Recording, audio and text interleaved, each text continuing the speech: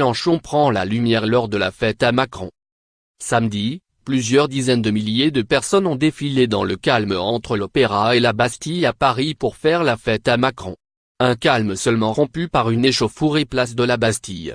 La manifestation a été voulue et organisée par le médiatique député de la Somme François Ruffin, rattaché au groupe parlementaire de la France Insoumise, pour dénoncer la politique du chef de l'État et de son monde. Tous voulaient participer à un pot-au-feu de lutte, soucieux de dépasser les seules mobilisations des cheminots ou des étudiants. L'image neutre de Ruffin, militant du terrain, a permis de passer outre les divergences politiques au sein de la gauche radicale en vue de la mobilisation. Mais c'est Jean-Luc Mélenchon, le leader de la France Insoumise, qui a largement repris le mouvement au fil de la journée. Déjà, depuis les violences du défilé du 1er mai, un face-à-face médiatique entre Emmanuel Macron et l'ex-candidat à la présidentielle, à coup d'interpellation sur les présumées provocations à la violence des organisateurs de la fête, et de réponses sur les violences sociales subies, avait placé ce dernier au premier plan. Il y est largement resté samedi. Une répartition des rôles implicitement assumée.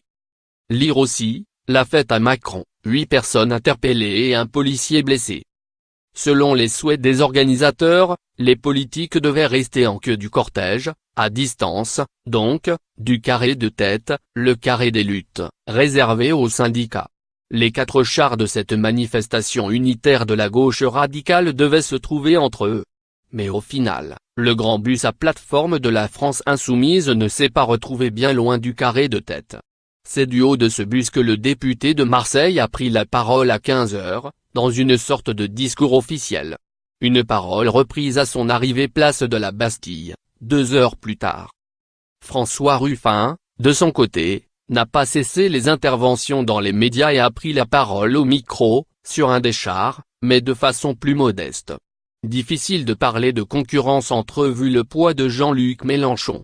Mais ce dernier sait comment user de l'influence de François Ruffin pour parvenir à ses fins, casser la cloison entre les organisations politiques et syndicales. Micro en main, sous un soleil de plomb, entouré de drapeaux français floqués de la lettre Phi du mouvement des Insoumis, Jean-Luc Mélenchon a martelé que la mobilisation de ce samedi n'était qu'une préfiguration de ce qui se profile pour le 26 mai, une première étape. Plusieurs associations, syndicats et partis envisagent en effet une mobilisation commune et d'ampleur ce jour-là. Le rêve de Mélenchon, qui avait échoué à un rassemblement de ce type à l'automne dernier. Par millions, déferlés. Soyez la marée humaine qui change l'histoire, a-t-il lancé aux participants du 5 mai. Quand on n'a pas la force de l'argent, il faut la force des gens, a observé de son côté François Ruffin. Nous devons être cette sorte de bélier qu'on portait au Moyen-Âge pour défoncer les portes des châteaux forts, et qui nous permettra de défoncer les portes du pouvoir. Lire aussi, les enjeux politiques de la fête à Macron. Il ne s'agit pas de tout casser sur notre passage, mais d'affronter le pouvoir, a-t-il ajouté. De son côté, Mélenchon a insisté sur le fait que ce rassemblement condamne la violence. Et d'abord la violence verbale des tout-puissants, ceux qui ont dit qu'il y avait dans l'égard des gens qui n'étaient rien, ceux qui ont traité le peuple travailleur de fainéants, d'illettrés et d'alcooliques, a-t-il dénoncé dans une allusion transparente au chef de l'État. Concernant le succès de cette journée, le comptage du collectif des médias en partenariat avec le cabinet Occurrence est arrivé au nombre de 38 900 manifestants. Une estimation proche de celle de la préfecture, à 40 000 personnes, mais bien en deçà de celle de la France Insoumise, avec 160 000 manifestants. Lire aussi, un décompte précis du nombre de manifestants déployés pour la première fois ce jeudi. Le leader de la France Insoumise a d'ailleurs critiqué sur son compte Twitter ce comptage, en déclarant, sachant que la seule place de la Bastille contient 40 000 personnes, combien sont payés pour mentir ceux qui affirment qu'on est moins alors que la place et les boulevards sont pleins. Mélenchon, comme Ruffin, attend désormais de savoir si la mobilisation du 26 mai se confirme. Là encore, prudent avec son image qui ne fait pas l'unanimité à gauche de la gauche, que ce soit auprès de l'ex-candidat du PS à la présidentielle et aujourd'hui à la tête du mouvement Génération.S, Benoît Hamon, présent samedi, qu'auprès du patron du PCF Pierre Laurent, lui aussi présent, ou même de responsables de centrales syndicales. Jean-Luc Mélenchon laisse des proches agir pour lui dans les négociations.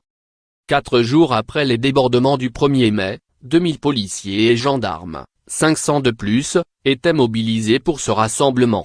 Avenue de l'Opéra, la banque LCL avait pris les devants, sa devanture est recouverte de panneaux d'agglomérés. Juste à côté, chez Daniel Echté, Nabil, vendeur, fait le guet. Ah, c'est pas la population d'un samedi ordinaire, lâche-t-il, avant d'ajouter, la police est venue nous recommander de sortir prendre la température de temps en temps. Si ça chauffe, on ferme immédiatement. Lire aussi, fête à Macron, 2000 policiers et gendarmes pour verrouiller le cortège. Le long du parcours, la plupart des boutiques ont baissé le rideau. Rue du 4 septembre, Cyril a recouvert de carton la porte vitrée de son scooter store, pour pas qu'on voit ce qu'il y a à l'intérieur. Stoïque, il laisse les manifestants décorer sa vitrine d'autocollants Convergence des luttes ou Être ensemble. Pour l'instant, c'est plutôt mignon. Au Monoprix de la rue du Temple, on a embauché 6 vigilants plus des 4 habituels, explique un responsable en couvrant les portes, juste après le passage du cortège. Les clients ont patienté sans se plaindre. Les touristes, eux, ont moins apprécié. Oh mais par où on va passer? Ça fait 10 minutes qu'on tourne en rond, s'affolent ces Japonais alors que la rue Beaubourg, comme plusieurs autres le long du parcours, est barrée par un drap, un dispositif de retenue autonome du public. Place de la Bastille, en milieu d'après-midi, un car régie de Radio France Info a été pris pour cible par une cinquantaine de personnes au visage masqué. Un fumigène a été jeté à l'intérieur. Une attaque condamnée par le ministre de l'Intérieur, Gérard Collomb. Un policier, qui intervenait pour sécuriser le véhicule, a été blessé par un projectile et emmené à l'hôpital.